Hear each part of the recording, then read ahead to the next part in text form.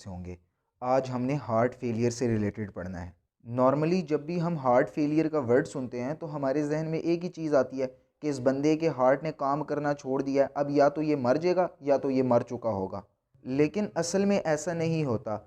असल में heart failure आपके पास एक कार्डियोवैस्कुलर डिजीज़ है, जिस तरह दूसरी डिजीज़ होती हैं जैसे हाइपरटेंशन हो गया है, अंजाइना हो गया है या अरिथमिया हो गया है। अब इसमें होता कुछ ऐसा है कि हार्ट ने जितना ब्लड पंप करना था वो उतना ब्लड पंप नहीं कर पाता। जब वो इतना ब्लड पंप नहीं कर पाता तो हम कहते हैं हार्ट फेल हो चुका है। इसका मतलब ये है कि हार्ट के पास जो नॉर्मल ब्लड आता है, अगर हार्ट उसका 55% से लेकर 70% ब्लड बॉडी में पंप करता है, इसका मतलब ये है कि हार्ट नॉर्मली ठीक काम कर रहा है। लेकिन अगर वो उससे कम ब्लड पंप करेगा तो हम कहेंगे हार्ट फेल हो चुका है। इसकी सिंपल एग्जांपल मैं आपको ऐसे दे सकता हूँ, जैसे मैं एक बच्चा है उसको टेस्ट दूँ और उसको कहूँ कि यार ये 100 नंबर का टेस्ट है, इसमें से आपके 50 नंबर आने चाहिए।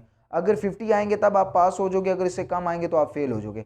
तो अगर उसके 49 भी आ जाते हैं तब भी मैं कहूँगा कि वो फेल हो गया।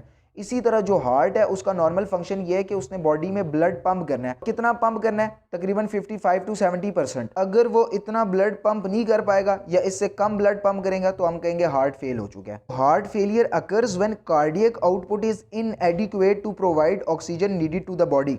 यानी हार्ट फेल कब होगा? जब आपका हार्ट नॉर्मल ब्लड सप्लाई नहीं कर पाएगा। जब नॉर्मल ब्लड सप्लाई नहीं कर पाएगा बॉडी को तो जितनी ऑक्सीजन या न्यूट्रिएंट्स चाहिए थी वो भी बॉडी को नहीं मिलेंगी और हम कहेंगे आपका हार्ट फेल हो चुका है। Heart failure doesn't mean that heart has failed और स्टॉप वर्किंग। वही बात होगी कि हार्ट फेलियर का ये मतलब नहीं है कि आपके हार्ट ने धड़कना छोड़ दिया है, आपके हार्ट ने काम करना छोड़ दिया है, बल्कि उसका मतलब यह है कि आपके हार्ट को जितना इफेक्टिवली उसे काम करना चाहिए था और ब्लड को पंप करना चाहिए था वो इतने इफेक्टिव वे से काम नहीं कर रहा। हार्ट फेलियर की कॉजेज क्या होती हैं, यानी किस वजह से हमें हार्ट फेलियर होता है? जो सबसे मोस्ट कॉमन और प्रोमिनेंट कॉज है वो है कोरोनरी आर्टरी डिजीज। यानी आपकी कोरोनरी आर्टरी के अंदर कोई ब्लॉकेज हो गया है या आपकी कोरोनरी आर्टरी के अंदर स्पैज़म हो गया, उसकी वजह से आपके हार्ट के मसल्स को ऑक्सीजन की सप्लाई खुद ही सही नहीं मिल रही। जब आपके हार्ट के मसल्स को ऑक्सीजन की सप्लाई नहीं मिलेगी तो टिश्यू इस्कीमिया हो जाएगा, हार्ट के टिश्यूज मरना स्टार्ट हो जाएंगे और उसकी वजह से भी आपको हार्ट फेलियर हो सकता है। इसके अलावा जो दूसरी कंडीशंस है वो आर्थ्रोस्क्लेरोसिस भी हो सकती है, यानी कोई कोलेस्ट्रॉल वगैरह कोरोनरी आर्टरी के अंदर फंस सकता है। मायोकार्डियल इन्फेक्शन, हार्ट अटैक भी हो सकता है। हाइपरटेंशन, आपका ब्लड प्रेशर तेज हो, या congenital heart disease. Congenital heart disease का मतलब यह है कि पैदाइशी तौर पे आपको हार्ट की कोई बीमारी थी तो उसकी वजह से भी आपको हार्ट फेलियर हो सकता है। नेक्स्ट है symptoms of heart failure. Heart fail हो जाएगा तो हमें पता कैसे लगेगा?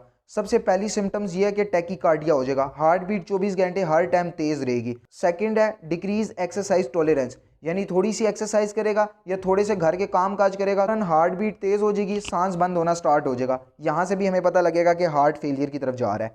नेक्स्ट है शॉर्टनेस ऑफ ब्रेथ, सांस बंद होना स्टार्ट हो जाएगा। जैसे ही वो थोड़ा सा सफर करेंगे या थोड़ी सी सीढ़ियां वगैरह चढ़ेंगे तो फौरन दम घुटना स्टार्ट हो जाएगा और सांस बंद होना स्टार्ट हो जाएगा। लास्ट है peripheral and pulmonary edema.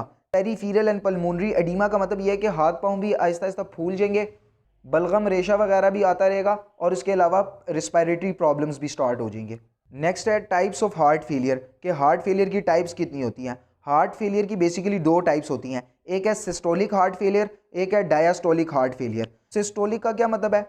Contraction rate, यानी आपका हार्ट कितनी तेजी से कॉन्ट्रैक्ट कर रहा है। तो सिस्टोलिक हार्ट फेलियर में ये होगा कि आपका रेट ऑफ कॉन्ट्रैक्शन स्लो हो जाएगा, तो उसकी वजह से आपकी कार्डियक आउटपुट भी कम हो जाएगी, आपका हार्ट रेट स्लो हो जाएगा और जो इजेक्शन फ्रैक्शन ऑफ हार्ट है वो कम हो जाएगा। इजेक्शन फ्रैक्शन कहते हैं कि आपके हार्ट में से पर मिनट कितना ब्लड बाहर जा रहा है। जो नॉर्मल इजेक्शन फ्रैक्शन होता है हार्ट का वो 55 to 70% होता है, यानी जितना ब्लड आ रहा है उसमें से तकरीबन 55 to 70% आपके हार्ट से बाहर चला जाता है। ये नॉर्मल हार्ट का फंक्शन होता है। लेकिन अगर आपको सिस्टोलिक हार्ट फेलियर होगा तो उसमें जो आपका इजैकुलेशन फ्रैक्शन होगा वो सिर्फ 40 to 50% रह जाएगा। नेक्स्ट है डायस्टोलिक हार्ट फेलियर। डायस्टोल कहते हैं रेस्ट करना, यानी अगर आपका हार्ट सही तरीके से रेस्ट नहीं कर पा रहा तो उसकी वजह से आपको जो हार्ट फेलियर होगा वो होगा डायस्टोलिक हार्ट फेलियर। नॉर्मली ये होता है कि जैसे ही हमारे हार्ट के वेंट्रिकल्स के अंदर ब्लड आता है तो वेंट्रिकल्स थोड़ी देर के लिए रिलैक्स करती है ताकि वेंट्रिकल्स पूरे ब्लड से फिल हो जाए। उसके बाद वेंट्रिकल्स कॉन्ट्रैक्ट करती हैं और ब्लड को बॉडी से बाहर निकाल देती हैं।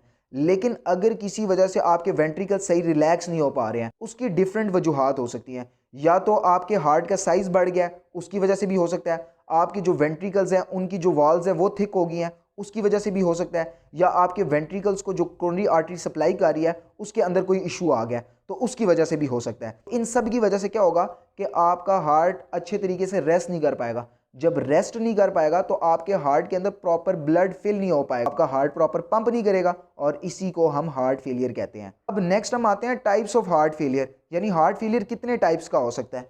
हार्ट फेलियर बेसिकली 4 टाइप्स का हो सकता है। Depending on the severity of symptoms we divided the heart failures into 4 major categories.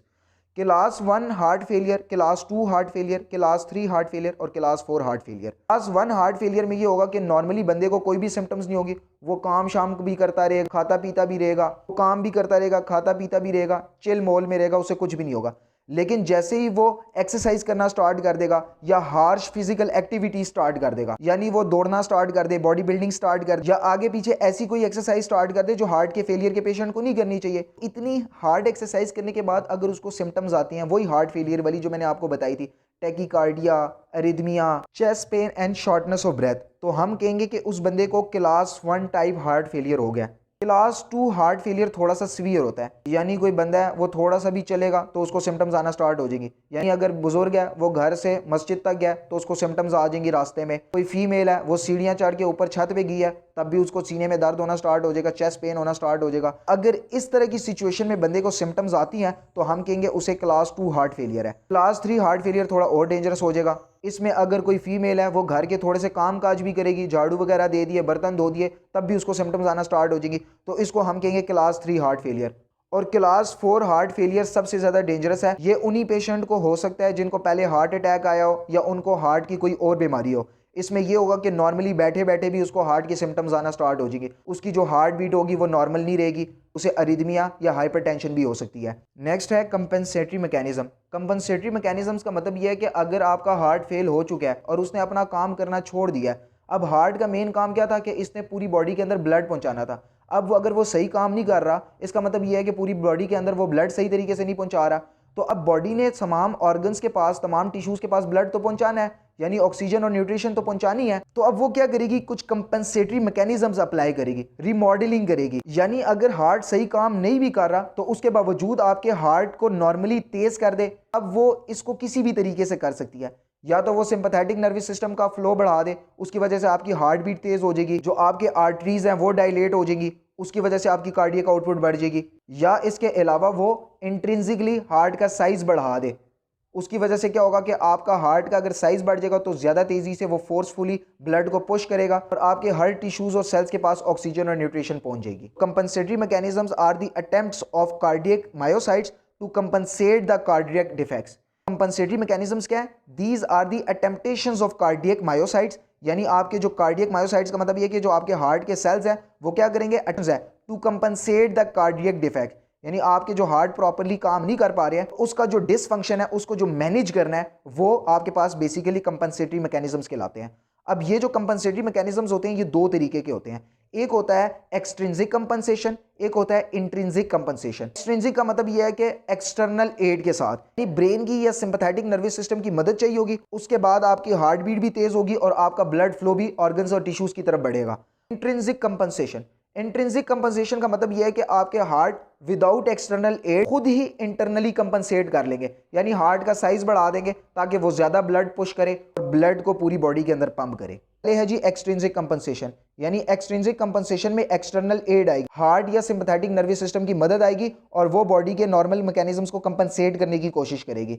होगा कुछ ऐसा है कि आपके हार्ट के ऊपर होते हैं बैरो रिसेप्टर, वो बैरो रिसेप्टर फौरन जो वेजो मोटर सेंटर होता है ब्रेन का उसको मैसेज पहुंचाएंगे और उसको कहेंगे कि सिंपैथेटिक नर्वस सिस्टम को एक्टिवेट करो।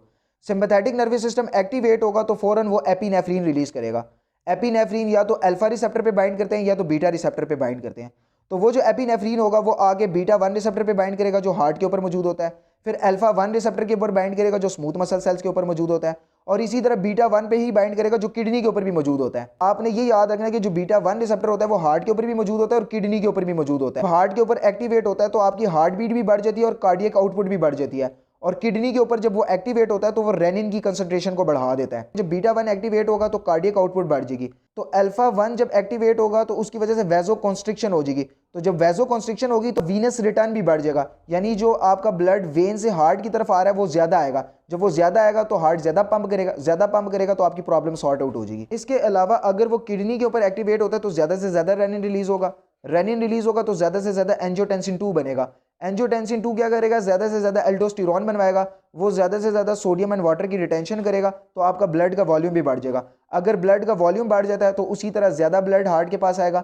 जब ज़्यादा हार्ट के पास आएगा तो आपका हार्ट ज़्यादा काम करेगा, तो उसके बाद भी आपकी कार्डियक आउटपुट इंक्रीज हो सकती है और आपकी बॉडी के पास ज़्यादा से ज़्यादा ब्लड पहुंचेगा। पूरे के पूरे एक्सट्रिंसिक कंपनसेशन का मेन मकसद क्या था कि किसी ना किसी तरीके से आपकी कार्डियक आउटपुट को इंक्रीज किया जाए, आपकी हार्ट बीट को तेज़ किया जाए। इसकी वजह से क्या होगा कि आपकी बॉडी के जितने ऑर्गन्स हैं, सेल्स हैं, टिश्यूज़ हैं, उनको प्रॉपर ऑक्सीजन और न्यूट्रिशन मिल पाएगी। जबकि इंट्रिंसिक कंपनसेशन में ये होगा कि आपका हार्ट का साइज बढ़ जाएगा, जिसको हम मायोकार्डियल हाइपरट्रॉफी कहते हैं। जब आपके हार्ट का साइज बढ़ेगा, इसका मतलब ये है कि उसके अंदर जो एक्टिन और मायोसिन प्रोटीन्स थी वो ज़्यादा बन रही है। जब वो ज़्यादा बनेगी तो वो हार्ट का सेल ज़्यादा कॉन्ट्रैक्ट करेगा। जब ज़्यादा कॉन्ट्रैक्ट करेगा तो उसके बाद ज़्यादा ब्लड पंप होगा बॉडी के अंदर। तो ये सारा का सारा हमारे पास हार्ट फेलियर से रिलेटेड था। इसमें हमने हार्ट फेलियर से रिलेटेड पढ़ा है, उसकी सिम्टम्स पढ़ी हैं, डायग्नोसिस पढ़ी हैं, टाइप्स पढ़ी हैं, क्लासेस पढ़ी हैं और एंड में हमने कंपनसेटरी मैकेनिज्म्स पढ़े हैं। अब नेक्स्ट वीडियो में इंशाल्लाह हम इसकी ट्रीटमेंट पढ़ेंगे कि हम इसकी ट्रीटमेंट कैसे कर सकते हैं और उन सब के मैकेनिज्म ऑफ एक्शंस भी पढ़ेंगे।